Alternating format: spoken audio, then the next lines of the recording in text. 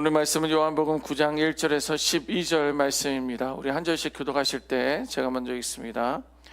예수께서 길을 가실 때에 날 때부터 맹인된 사람을 보신지라. 제자들이 물어 이르되 랍비여, 이 사람이 맹인으로 난 것이 누구의 죄로 인함이니까? 자기니까 그의 부모니까? 예수께서 대답하시되 이 사람이나 그 부모의 죄로 인한 것이 아니라 그에게서 하나님이 하시는 일을 나타내고자 하심이라. 때가 아직 낮음에 나를 보내신 이의 일을 우리가 하여야 하리라. 밤이 오리니 그 때는 아무도 일할 수 없느니라. 내가 세상에 있는 동안에는 세상의 빛이로라. 이 말씀하시고 땅에 침을 뱉어 진흙을 이겨 그의 눈에 바르시고 이르시되 실로암 못에 가서 씻으라 하시니, 실로암은 번역하면 보냄을 받았다는 뜻이라. 이에 가서 씻고 밝은 눈으로 왔더라. 이웃 사람들과 전에 그가 거린인 것을 보았던 사람들이 이르되 이는 앉아서 구걸하던 자가 아니냐.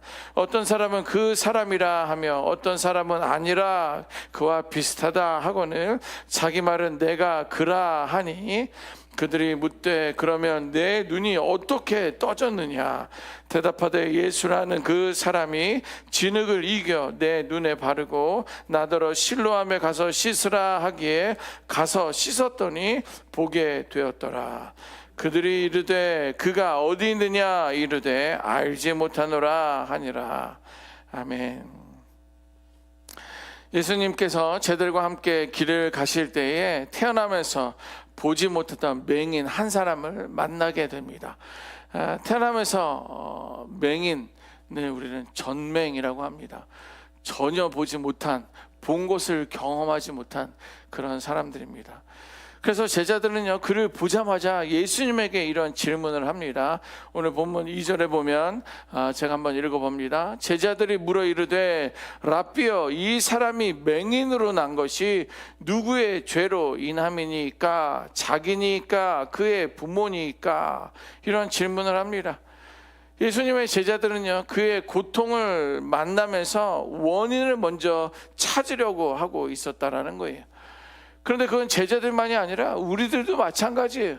그의 이름이 무엇인지, 너는 어떻게 보지 못하는데 먹고는 살고 있는지, 어떤 어려움이 있는지 그의 인격적으로 바라보며 그에게 묻는 것이 아니라 어떻게 된 거냐, 너가 보지 못하는 그 이유가 뭐냐, 이렇게 먼저 원인을 우리들도 찾습니다.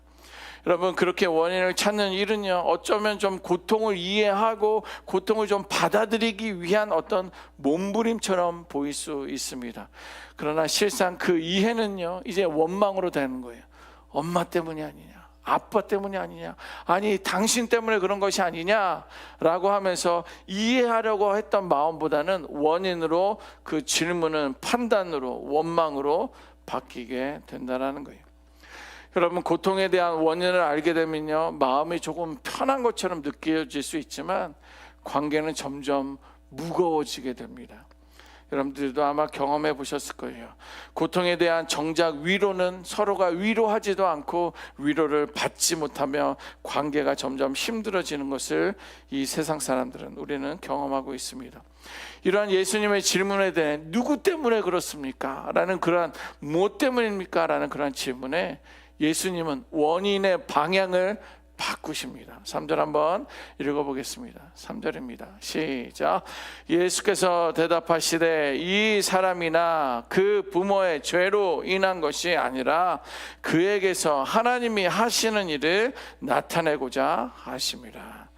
아멘. 원인의 방향을 바꾸신 거예요. 사람은 왜 이런 일이 우리에게, 이런 상황에 일어났느냐라고 묻지만 주님은 이 일을 통해서 무엇인가가 드러날 것임을 말씀해주고 있는 거예요. 보세요. 예수님은 고통의 과거를 캐지 않았습니다. 그 원인이 과거에 누구 때문인지 그것을 찾으려 하지 않으셨습니다. 그리고 누가 잘못했는지, 어디서부터 그 어긋났는지를 묻지 않으셨습니다. 그러나 오히려 예수님은요, 이 고통을, 그가 당하고 있는 이 아픔을 통해서 이렇게 선언하십니다. 지금 하나님이 일하실 때다. 우리들도 어려운 일들을 만나게 됩니다. 생각지 않고 계획하지 못한 그런 상황을 접하게 됩니다. 그럼 원인이 뭘까? 이제부터 이런 실수가 있어서는 안 되는데 무엇이 잘못됐는가, 무엇이 어긋났는가를 찾으려 하기 이전에 이제 이 어렵고 힘든 시간을 통해 하나님이 일하실 때이구나.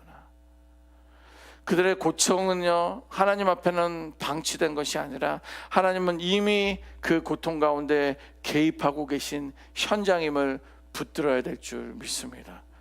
그리고 예수님은요, 거기서 멈추지 않아요. 그 고통을 통해 열릴 하나님의 미래를 보게 된다라는 거예요. 현재는 하나님이 개입하시며 고통 가운데 하나님께서 역사하실 건데, 그것뿐만 아니라 미래를 보게 하신다라는 거예요. 상처로 끝나는 인생이 아니라 하나님의 영광으로 이어질 것이고, 이제 그에게 회복이 그의 삶 가운데 증언으로 이어질 내일을 우리들에게 바라보게 하고 있다라는 거예요. 그럼 그 고통은 우리에게 소망이 되는 줄 믿습니다. 고통을 묵상하며 힘듦을 묵상하면 괴롭고 원인을 찾으면 원망할 수밖에 없는 상황이지만, 하나님의 개입하심을 붙들게 되면 그 고통은 우리에게 소망이 된다라는 거예요. 결국 고통은 하나님의 지금 일하시는 자리이며 그 일하심이 미래로 이어지는 출발점이 되는 줄 믿습니다. 우리 믿음의 사람들은요, 그렇게 받아들여야 되는 거예요. 그런데 예수를 믿노라 하고 그것을 받아들이지 않으면 예수 믿지 않는 사람들과 뭐가 또 다르냐는 거예요. 여러분, 오늘 본문에 등장하는 태어날 때부터 보지 못하는 그 맹인의 삶은요, 수많은 설명과 판단 속에 갇혀 있었을 것이에요. 예를 들면 이런 거예요. 그를 만나는 사람들은요, 그의 이름을 먼저 묻기보다도 왜 그렇게 됐는지를 계속 물어봤을 것입니다. 어떤 사람들은요, 부모의 죄가 그렇지, 부모가 잘못했으니까 너가 이렇게 전맹으로 태어난 거야 라고 말하는 사람들도 있을 거예요. 아니면 너의 전생의 업보까지 찾으면서 너가 전생에 뭘 잘못했는데, 너의 조상들은 뭘 잘못했는데 너는 한 번도 보지 못하는 전맹 가운데 있느냐, 나름대로 그들은 해석하며 말했을 거예요. 정작 당사자는 아직 한마디도 하지 않습니다. 이미 그의 인생은요, 그의 모습, 보이지 못하는 그 모습만으로 그냥 설명되었다라고 생각하고 있는 거예요. 그는 아직 아무 선택도 하지 않았는데 그의 삶은 평가를 받고 있습니다. 너는 그냥 패배자야, 너는 루저야, 너는 전생에 잘못을 했어 라는 그의 삶이 평가만 받고 있을 때입니다. 사람들은요, 그 한 사람으로, 한 인격체로 보지 않고 하나의 사례로 보고 하나를 판단을 하며 인생을 하나의 문제로만 그들을 보고 판단하고 진단하고 있다라는 거예요. 그 예수님의 반응은 어떠했을까요? 4절 보시겠습니까? 제가 읽어봅니다. 때가 아직 낮음에 나를 보내신 이의 일을 이제 우리가 하여야 하리라. 밤이 오리니 그때는 아무도 일할 수 없느니라. 무슨 말입니까? 예수님은 이 고통 앞에서, 지금 이 사람 앞에서, 이 자리, 이 순간 앞에서 하나님의 일을 미루지 말라라는 거예요. 너희들이 원인을 찾고 이유를 찾기 이전에 그러다 보면 이 시간을 놓치게 되는데, 하나님의 일을 이 사람 앞에서, 이 고통 앞에서, 이 자리에서 미루지 말라는 거예요. 왜 이렇게 되는 논의할 시간이 아니라 지금 하나님이 무엇을 하실지 순종할 시간이다라고 말씀해주고 있는 거예요. 이제야 예수님은요, 땅에 침을 뱉어 진흙을 이기고 그의 눈에 바르신 후에 이렇게 말씀하십니다. 실로암 못에 가서 씻으라. 이 사람은요, 아무 말도 하지 않았어요. 그 왜 침을 뱉었느냐, 왜 더럽게 나에게 눈을 발랐느냐, 그럼 내가 가서 씻으면 낫게 될 것이냐, 아니면 언제 보게 될 것이냐, 안 보이게 되면 어떻게 되느냐, 아니면 나조차도 내가 왜 전맹으로 태어났느냐, 이런 질문을 하지 않아요. 결과를 보장해 달라는 그러한 요청도 하지 않습니다. 성경은 뭐라고 해요? 그가 가서 씻었더라. 아무런 이유나 궁금함도 묻지 않고 그냥 가서 씻은 거예요. 이것이 바로 순종입니다. 여러분, 순종은 모든 것이 이해된 다음에 선택하는 게 아니에요. 순종은 납득이 된 이후에 움직이는 결단이 아닙니다. 공감하고 이해되고 합리화되면, 나에게 뭔가 남을 것이 되면, 유익이 되면 선택하는 것이 순종이 아니라, 말씀이 들렸을 때 아직 길이 보이지 않아도 그 말씀 쪽으로 몸을 기우는 거예요. 방향을 돌리는 거예요. 이것이 바로 순종입니다. 여러분, 아브라함이 그랬어요. 여러분들 너무 잘 알잖아요. 그는 어디로 가야 할지 알지도 모르고, 지도도 없고, 일정도 없고, 보장된 것도 아무것도 없었는데, 성경은 뭐라고 하고 있어요? 아브라함이 여호와의 말씀을 따라갔더라. 그것만 나와 있어요. 아브라함이 여호와의 말씀을 따라갔다라고만 기록하고 있어요. 길을 이해해서 간 것도 아니라 말씀을 들었기 때문에 간 거예요. 말씀을 들었기 때문에 순종의 방향으로 몸을 틀어 나간 거예요. 어떻게 보면 무모해 보이죠. 계획 없이 살아가는 사람처럼 보여요. 아무리 계획 없어도 본토, 친척, 아비집을 온 가족이 떠난다는 것은 우리가 이민 온 것보다 더 어려운 일일 거예요. 베드로도 그리했습니다. 베드로는 밤새 그물질을 했지만 아무것도 잡지 못해서 그냥 너무 피곤해서 그냥 그물이나 걷고 집에 가서 좀 쉬어야 되겠다는 그 마음에 충만했던 그에게 예수님은 깊은 데로 가서 그물을 던져라. 그냥 물가 가까이 있는 깊은 데가 아니에요. 여러분들 알잖아요. 어쨌거나 깊은 데로 가려고 보니까 이번에도 1시간 반은 나가야지 깊은 데로 나아가요. 그러니까 힘들었는데, 나는 어부 출신인데 왜 모르는 청년이 와서 깊은 데로 가서 던져라. 이게 이해가 되는 일입니까? 베드로는 납득이 되었기 때문에 간 것이 아닙니다. 그 말씀이 들렸기 때문에 움직인 거예요. 이해할 수 없어요. 저도 베드로가 왜 그런 일을 선택했는지. 그래서 순종은요, 이해의 결과가 아니라 믿음의 방향입니다. 무모해 보여도 하나님의 말씀이 들렸기 때문에, 성경에 기록되어 있는 그 내용이 있었기 때문에, 이해 때문이 아니라 믿음의 방향을 돌린 거예요. 하나님은 오늘 우리의 인생의 실로한 못을 가리키며 가서 씻으라 라고 말해주고 있어요. 의구야, 실로한 못에 가서 씻어라. 오늘 H은의 성도들아, 새벽에 단장 깨워온 성도들아, 너희는 가서 씻으라 라고 말해주고 있어요. 무슨 말입니까? 관계 속에서 가서 씻으라고 말해주고 있어요. 내가 옳았는지부터 따지지 말고 먼저 찾아가라는 거예요. 설명을 받으려 하지 말고 먼저 그를 안아주라고, 관계 속으로 가라고 말씀해주고 있는 거예요.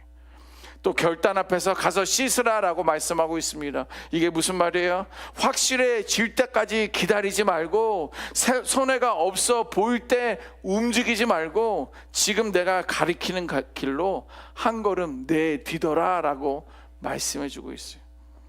또 용서와 내려놓음의 자리에서 이제 가서 씻으라라고 말해주고 있습니다. 무슨 말입니까? 상처가 다 사라진 이후에 용서하는 것이 아니라, 감정이 다 정리된 다음에 내려놓는 것이 아니라, 먼저 말씀 앞에서 씻어라라고 말씀해주고 있는 것입니다. 여러분, 이 모든 순간에 주님은 결과를 약속하시면 좋아요. 가면 너는 눈을 뜰 거야, 가면 다 회복될 거야, 이것을 말하지 않아요. 결과를 약속해 주지 않습니다. 참, 제가 하나님이었다면 결과를 먼저 말해줬을 텐데, 우리 하나님은 결과를 말하지 않아요. 먼저 순종을 요청하는 거예요. 떠나라, 깊은 데로 가서 던져라, 가서 씻어라. 이 순종만을 요청하고 있는다는 거예요. 그러므로 가서 씻으라, 이 말씀은요, 이해하라, 공감해라, 그러면 움직여라 라는 말이 아니라 그냥 움직임으로의 초대라는 거예요. 이렇게 순종은 눈이 먼저 열리는 것이 아니라 발걸음이 먼저 움직인 거예요. 진흙을 발랐던 그 맹인도요, 눈이 먼저 떠지고 나서 솔로몬이래네. 어디요? 실로암 못에 눈을 씻은 게 아니라 그냥 씻었더니 눈이 보이게 된 거예요. 그리고 오늘 본문에서 보듯이 눈은 씻고 난 다음에 열렸습니다. 여러분, 순종이 기적을 만드는 것이 아니라 순종의 자리에서 하나님의 일하심이 드러나는 줄 믿습니다. 하나님의 일하심이라는 거예요. 오늘 그렇게 말씀하신 그 자리로 순종의 한 걸음을 옮길 수 있기를 주님의 이름으로 축원합니다. 자, 그러면 맹인이 눈이 밝아져 길거리로 활보하자 주변에 있던 사람들이 묻습니다. 이가 앉아서 구걸하던 자가 아니냐? 또 어떤 일은 맞아, 그 사람이야, 그 사람. 아까까지만 해도 구걸하고 있었었는데. 또 어떤 일은 말이야, 아니야, 그냥 좀 닮았을 뿐이지 태어나면서 보이지 않던 그 사람이 어떻게 걸어 다니겠어. 그냥 그 사람에 대해서 이야기하는 거예요. 사람들은요, 맹인의 눈이 열린 것은 보았지만 그 인생이 새로워진 것은 받아들이기 어려웠어요. 네, 놀라운 기적이에요. 축복의 이유이지만 사람들은 그가 눈 뜬 거, 인생이 바뀐 것을 받아들이기를 힘들어했습니다. 왜? 이게 무슨 말이에요? 그가 변하면 자기들의 설명도, 자기들의 판단도 무너져 버렸기 때문에 그런 거예요. 네 아비 때문에 그런 거 아니냐, 너 전생에 업보가 그래서 됐던 게 아니냐 라고 말했던 그 사람들의 판단이 거짓말이 되는 거예요. 그러면 맹인으로 태어났으면 평생 맹인으로 살다가 죽어야 되는데 그게 눈을 뜬 거잖아요. 그러니까 그의 인생을 받아들이기를 힘들어합니다. 그래서 사람들은요, 기적을 부인하려 하지 않고 그 사람 존재 자체를 부인하려고 하는 거예요. 이렇게 군중들이 자신에 대해 이렇다 저렇다 할 때 눈을 뜨게 된 맹인은 뭐라고 했는지 알아요? 내가 그라. 너희들이 뭐라고 이렇게 저렇게 해도 나는 맹인이었지만 눈을 뜬 나야 나라고 말을 하는데, 이것은 눈을 뜬 사람들의 첫 신앙 고백과 같은 거예요. 여러 말 하지도 않았어요. 변명이나 해명도 하려 하지 않고 그저 말합니다. 내가 그 사람이야. 나야, 내가 그 사람이야. 여러분, 하나님의 일은요, 변화된 한 사람의 삶으로부터 시작됩니다. 여러분들도 변화되면, 맞아, 그때였지만 난 이제 달라졌어. 나는 새로운 피조물이 된 거야. 내가 그야 라고 고백할 수 있어야 되는 거예요. 우리가 완벽해서가 아니라, 우리가 다 이해돼서가 아니라 말씀 앞에서 한 걸음 순종하기로 선택할 때 세상은 논리가 아니라 삶을 통해 하나님을 보게 될 줄 믿습니다. 나를 통해 하나님을 볼 수 있어야 된다라는 거예요. 내가 망연거가 같은 거예요. 내가 돋보기와 같은 거예요. 그것을 통해, 나를 통해서 하나님을 보게 된다라는 거예요. 오늘도 누군가는 물을 것입니다. 그 사람이 맞느냐? 너 분명해? 너가 사실이야? 라고 물을 때 우리는 대답은 길지 않아도 조용히 분명하게 내가 그 사람이다, 이렇게 말할 수 있는, 하나님을 드러낼 수 있는 우리 모두가 되시기를 주님의 이름으로 축원합니다. 여러분, 오늘 주님이 부르시는 이 자리는요, 바로 이 자리입니다. 상황이 완벽하지 않아도, 사람들이 이해하지 못해도, 결과가 보이지 않아도 그 말씀 앞에서 한 걸음 나아가는 삶, 순종하며 살아가는 삶, 사랑하며 용서하는 삶, 그 삶이 바로 하나님께서 세상을 드러내시는 기적이라는 거예요.